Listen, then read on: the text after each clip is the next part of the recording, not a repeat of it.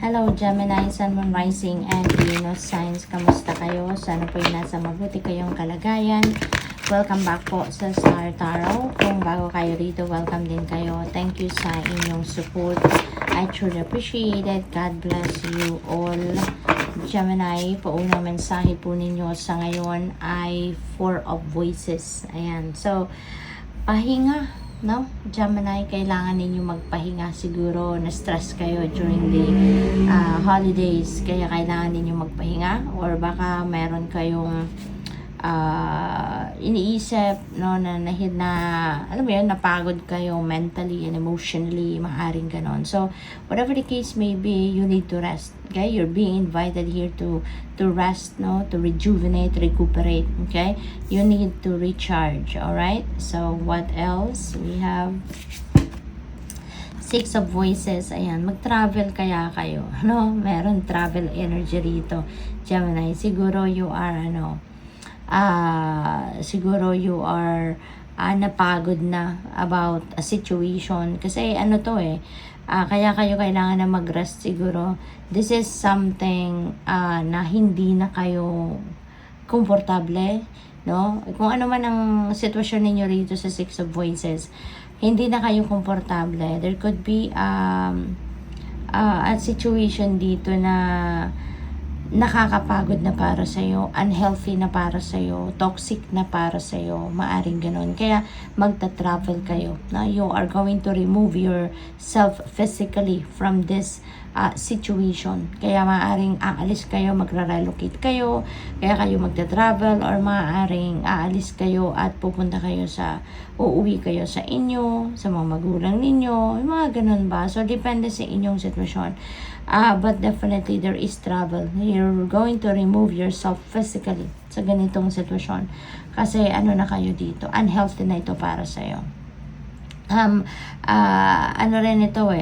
This is also your pagkakataon, no, na maglalakas ng loob na kayo para iwanan na ang sitwasyon na to, baguhin na ang sitwasyon ng buhay ninyo. You are going to remove yourself dito para makapagsimula na kayo ng bagong buhay, no, na masaya, na malaya kayo, na kayo yung magdedesisyon para sa sarili ninyo, na mahahanap nyo na yung peace ninyo, diba? Yung safety ninyo, yung ganon. We have Page of Materials, and this is good news, no, Gemini? This is good news.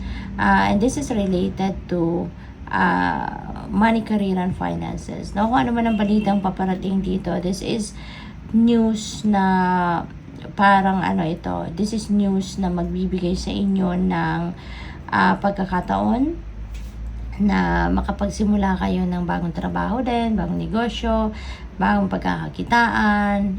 Baka meron din kayong mga binibiling property, binibiling bahay, no? Maaring ganon ang ganap dito for some of you, Gemini. So, possible na possible na opportunity ito, no? Financial opportunities ang dadating sa inyo sa ngayon. What else? We have Nine of Voices. Ayan. So, nag-worry kayo, Gemini. No, there is worry. There is worry. There is anxiety, stress siguro dito. And that could be related to the Six of Voices energy. Kasi maaaring ito yung hindi na kayo nakakatulog siguro because of the situation dito. Hindi na kayo nakakatulog dahil sa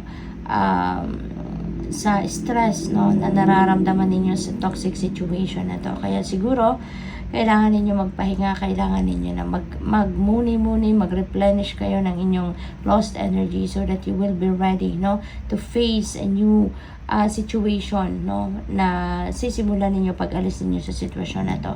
Kasi super stressed out na kayo dito sa sitwasyon na to.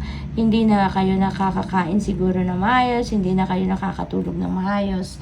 Kaya you need you need to give yourself time para makapag-recharge kayo. Okay? So kapag ninyo nang Kung mayroon na nga yung pinoproblemang mabigat dito, wag niyo nang problemahin yan, Gemini. Lift it all up to God, no? Walang imposible sa Panginoon. Kung sa tingin ninyo hindi niyo na to kaya, sa tingin ninyo napapagod na kayo rito, then give it up, no? Sa Panginoon. I-offer niyo na yan sa Panginoon and the rest of your angels so that you will be helped out, diba? And of course, tune in to your intuition. You're for sure divinely guided kayo kung ano nang dapat ninyong gawin sa ngayon. Ano nang dapat ninyong pagtuunan ng pansin. Okay? What you're going to do. We have Queen of Voices. Ayan. So, be true. No? Be truthful sa sarili ninyo. Be true to yourself. Okay? Kung kailangan nyo na ng tulong, then humingi kayo ng tulong. Kung kailangan nyo na makakausap, reach out to people. Okay? Anuhin ninyo kung anong ikakabuti ng inyong sitwasyon, Gemini. Okay? Huwag kayong mahiya. Okay? Huwag kayong mahiya. Kung ano sa tingin ninyo makakabuti, yun ang gawin ninyo. Reach out to people. Okay? Para meron makatulong sa inyo kung ano ang nararapat na ninyong gawin. So, tingnan natin kung ano pa ang ganap for Gemini. We have dream. Yan. Huwag kayong mapagod na mangarap. Okay? Magpatuloy kayong mangarap. Kasi yung mga pangarap na yan, tinatanim yan sa isip natin ng divine universe, no?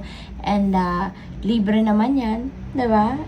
Mas magandang i-enjoy ninyo yan sa inyong 3D reality. Kaya kapag nangarap tayo, huwag na lang nating hayaan na mag-stay lang siya sa isip natin, mag-stay lang siya doon sa damdamin natin. But we need to take action, no? We need to put them into action. Okay, Gemini? We have twilight and surrender to the last hour when the light barely touches the flowers. Alam mo, Gemini, parang napipick up ko dito. Kahit itutulog nyo na lang, kahit ipagpapahinga nyo na lang sa gabi, yung katawan ninyo, yung isip ninyo, siguro nagtatrabaho pa rin kayo.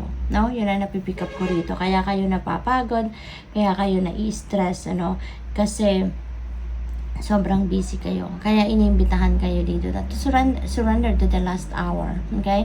Surrender to the last hour. Ibigay nyo yan sa sarili ninyo, yung oras na dapat ipinagpapahingan nyo na, ibigay nyo na yan sa katawan ninyo, sa isip ninyo. Kasi kailangan din natin ng balanse. Hindi pwedeng trabaho tayo ng trabaho, diba?